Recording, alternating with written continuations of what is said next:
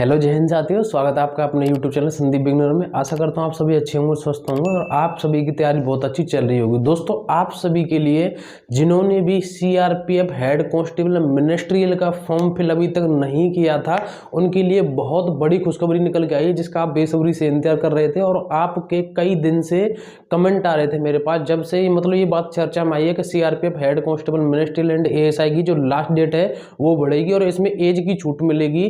तो इस वजह से आपके भी कई सारे मुझ पर कमेंट आ रहे थे। तो फाइनली जाकर के आपकी जो डेट है, वो लास्ट डेट है इस फॉर्म की, वो बढ़ा दी गई है। इसमें एज की भी आपको छूट दी गई है। एग्जाम डेट में भी कुछ चेंजेस हुए या नहीं हुए, वो सभी बात आपके लिए करेंगे। जैसा कि आप स्क्रीन पर भी देख सकते हो, ये बिल्कुल ऑफिशियल नोटिस है। इसके द्वारा आप देख ही रहे होंगे यहाँ आपकी जो एज है और आपकी जो लास्ट डेट है वो सभी कुछ इसमें बढ़ा दिया गया है। उसी के ऊपर हम बात करेंगे, तो वीडियो लास्ट तक देखनी है, जिससे आपसे कोई भी इन्फॉर्मेशन किसी भी तरीके से छूटे नहीं। उससे पहले मैं आपको बता दूं कि अगर आप बीएसएफ हेड कांस्टेबल मिनिस्ट्रियल की तैयारी कर रहे हैं, तो उसके लिए अगर हम बेस्ट बुक की बात करें तो वो है आपकी चक्र प्रकाशन की, जो कि आपके नए सिलेबस को ध्यान में रखकर तैयार की गई है। अगर आप अपनी तैयारी को और मजबूत करना चाहते हैं तो इनके प्रैक्टिस सेट भी आते हैं। आप ये सभी दोनों बुक ऑनलाइन ले सकते हैं, इसकी लिंक मैंने डिस्क्रिप्शन में दे दी है। ये सभी बुक आपको अपने किसी भी नज़दीकी बुक स्टोर पर भी मिल सकती हैं। तो दोस्तों चलिए शुरू करते हैं। देखिए, CRPF head constable ministerial and ASI की जो भर्ती आई थी, इसकी जो लास्ट डेट है आपको पता है, पहले 25 जनवरी थी। पहले कितनी थी?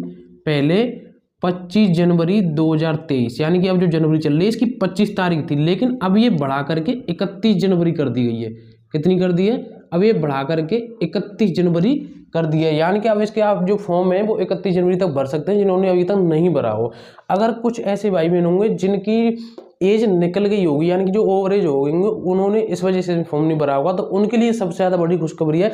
जैसे कि आपको पता है, इसमें जो जनरल की एज थी, जो जनरल की इसमें एज थी वो थी 18 से 25। अब इसमें 3 साल की छूट दे करके अब ये हो गई है, 3 साल की छूट देने के बाद 18 से 28। ठीक है, ये तो हो गई जनरल की। अब अगर हम यही बात करें ओबीसी, आपको पता है ओबीसी में पहले से ही 3 साल की छूट मिलती है, यानी कि 18 से 25 ये, तो ओबीसी में पहले से ही छूट मिलती है 28 की। तो पहले तो 28 तक भर सकते थे, लेकिन अब कितने तक भर सकते हैं? अब भर सकते हैं 31 साल तक। कितने तक? 31 साल तक भर सकते हैं। अब बात आती है एससी एंड एसटी की। ठीक है, एससी और एसटी, इनको पहले से 5 साल की खुद छूट मिलती है। तो 25 तक तो ये 5 साल, यानी कि ये 30 साल तक भर सकते थे पहले, लेकिन अब कितने तक भर सकते हैं? अब भर सकते हैं 33 साल तक।